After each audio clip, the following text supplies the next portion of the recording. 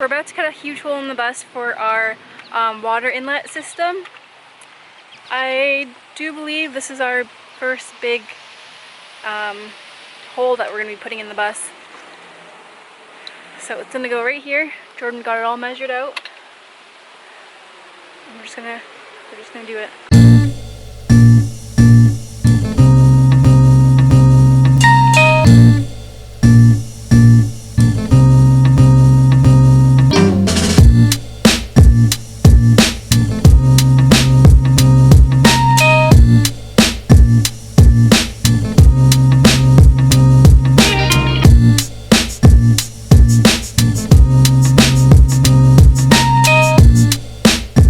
So I messed up pretty bad tiling the shower.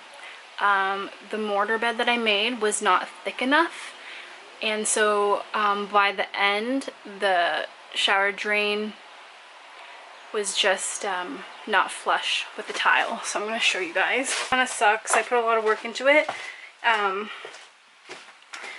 but as you can see, it's like sticking out of the tile, which is obviously not ideal because then water is just going to pool all around. What we're going to need to do now is re-tile it, but I'm not going to I'm just going to tile on top of it, which is not a big deal. So we're just going to make the mortar thick enough. Kind of sucks because I thought I was going to be done with tiling, and I guess I'm not. We also got our water heater in. This is an TEMP L5. So that's all plumbed in. We also did our barn door. Just slides. I still have to do a little bit of adjustments so it slides more smoothly. I'm going to be working on this pegboard idea that I had. I can't remember what size this piece of wood is, but this is, I have no idea, oak? Pine? I don't know. And then I found this actual pegboard in Jordan's grandparents' garage, their shed. So what I'm going to do, I will show you. Okay, so what I did was just put the pegboard right on top of the wood, and I'll clamp it down, and then what I'm going to do is measure how far apart I want the holes to be, make a little mark, and then just get a circle drill bit and drill the holes. I didn't want to use this material just because I wanted to make it custom, and the holes are going to be a little bit bigger than I wanted, and I wanted this really raw wood look too.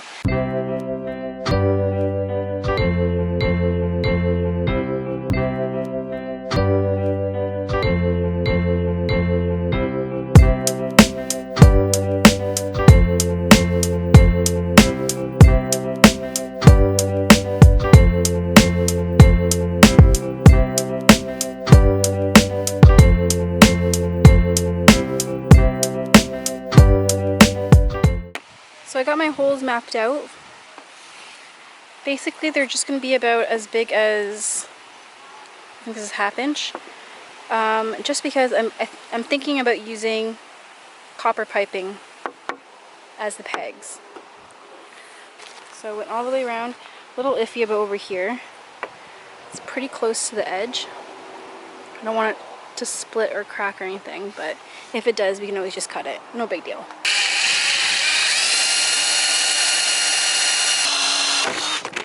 Oh, that's the first hole.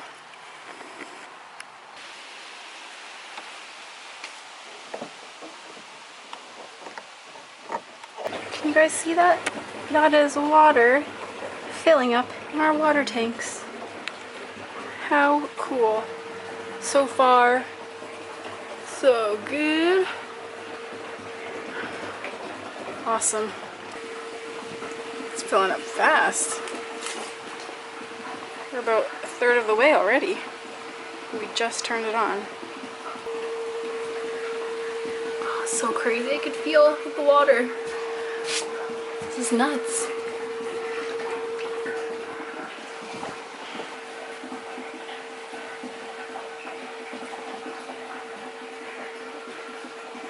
We got our water system all rigged up, and we're going to give it a test. We filled up our water tank. Our UNISEALs are holding. I'm so glad. They're a little sketchy, I guess, at first, but yeah, you just drill the hole, pop it in, and voila. This is a 1/2-inch UNISEAL. It's like an 1.25" drill bit hole, and you just press it in, and then you just take some PVC 1/2-inch, throw that in there, and you can basically throw this connector, slide it on the PVC, and you got some threads to start with. We had to do our own holes since our tanks didn't come with any holes, and so we got it all rigged up, and we're gonna give it a test right now. For now, I just got our battery hooked up. I just threw in this little fuse, just rigged it in for now. So you can hear that our tank's on. We have our filter here. It's on because there's no water going to it. So if we just open this valve here, it's purged. We want to run some faucets now and make sure that everything's hunky-dory. So follow me. For now, we just have our tankless water heater just rigged in with this propane. This is actually going to go under the bus, and this is going to be vented out the ceiling, but you know, before we get it all in there, we want to make sure everything works properly. And then I guess give it some water. I'll go with max Wawa, and then we'll get some heat.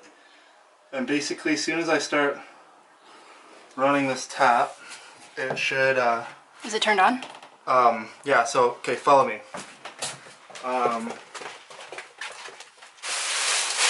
The tankless water here is designed to only ignite when the water is flowing through it, so it's triggered only when you have a flow.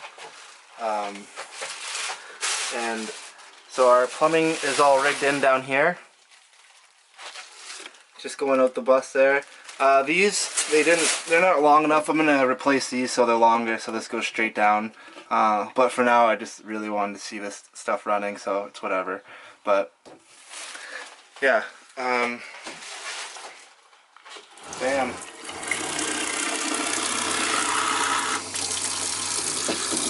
So that's water for you.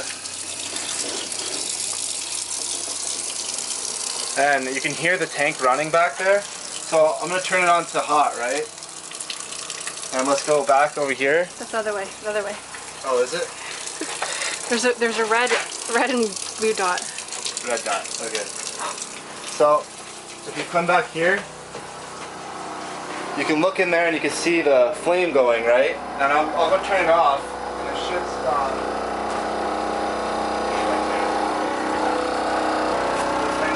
Yep. Yeah, so as soon as you turn it to cold, the flame turns off. You stop the pump, or turn off the water, and the pump stops. Boom, hot water, hot as F, so yeah, it's working fine. And boom, you can hear the pump shut off. It's pretty loud though, eh? No more water. Yeah, the pump's really loud because of the vibration. It's not like screwed down yet. What you want to do is, it has the rubber pads that came with it, but yeah, you kind of want to like put it on like a soft turf if you don't have like rubber pads, or you basically want to use rubber pads. So make it like soundproof a little bit? Yeah. Yeah, this one, if you can see, it has like rubber pads on it. And it's kind of to deal with the vibrations a bit. Ours is not like set up quite yet. There's still some adjustments I gotta make, but hopefully we can get rid of some of that sound because it is super loud. This is the drain. For now, I just got that thing happening. And boom. Ooh, I got a little bit of leak. It's not really, I just shoved that in there, so I'm gonna have to get something folded at. Like this. There's nothing really, it's not like in there. I just shoved this like right in there, so you can see I didn't really do anything to secure it.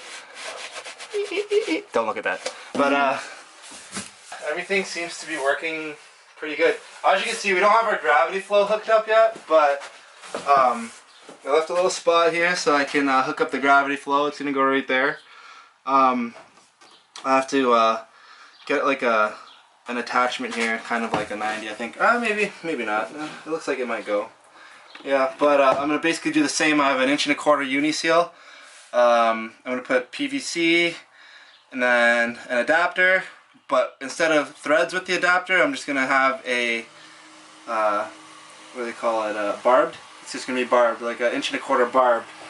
That's just going to, when I cut this, it's just going to slide in there. You're going to tighten it with like one of these rings like how I did here. And yeah, it should be good, and that'll be our gravity flow. I don't know if this is true, but I was told that you want to use if you're using plastic to like metal, or like copper in this case, you want to use male plastic and female copper. So that way you can twist this without breaking it. And then, yeah, you just make sure you don't, like, you know, over tighten it. That's it. Once it's like good with the wrench, you're good. That's it for today, and we'll see you guys next time.